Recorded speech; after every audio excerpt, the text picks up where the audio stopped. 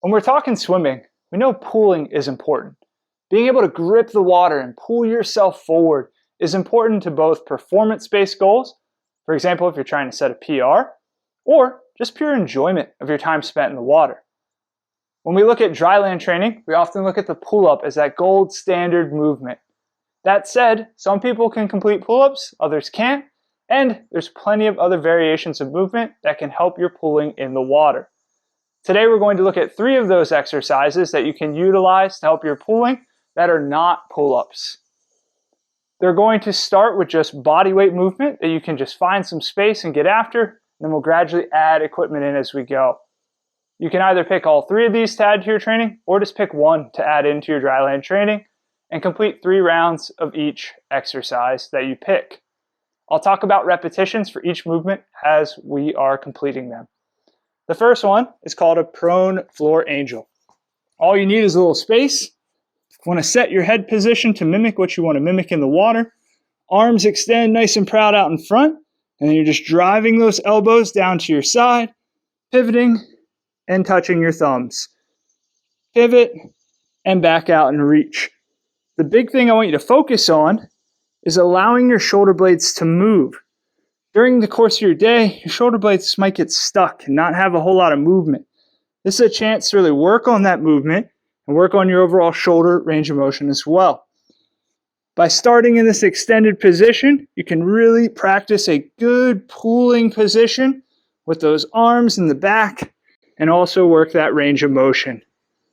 Complete 12 slow repetitions, just focusing on getting those shoulder blades to move. That's the first one. Just need a little bit of space on the ground. Now if you want to take it up a notch, you can use either a kettlebell or a dumbbell for this exercise.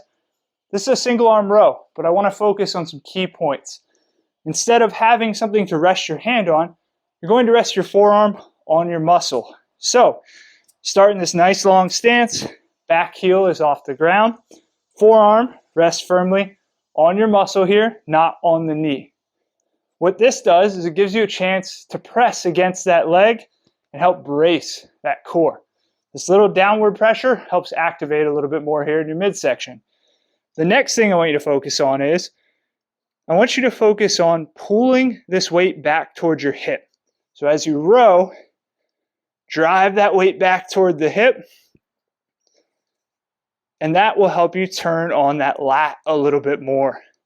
I often see people trying to complete the row straight up like this, almost making it more of a bicep curl, and you're not getting as much back or lat activation throughout that process. So set yourself here, downward pressure to help turn that core on, pull this weight back towards your hip to get that lat activation.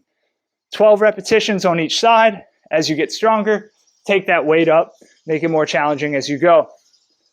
Last variation here, if you have a band and a high up attachment point like a pull-up bar, you can go into what we call a straight arm pull down. So I want you to think about setting a good athletic stance here. I don't just want to see you nice and straight here.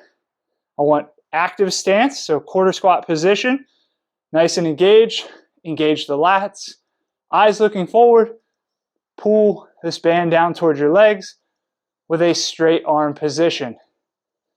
The further you are away from the anchor point, the more resistance you'll feel, and you can really focus on that lat engagement, that pulling strain with this movement. Complete 12 repetitions, trying to keep your torso nice and still, allowing the arms to move with control.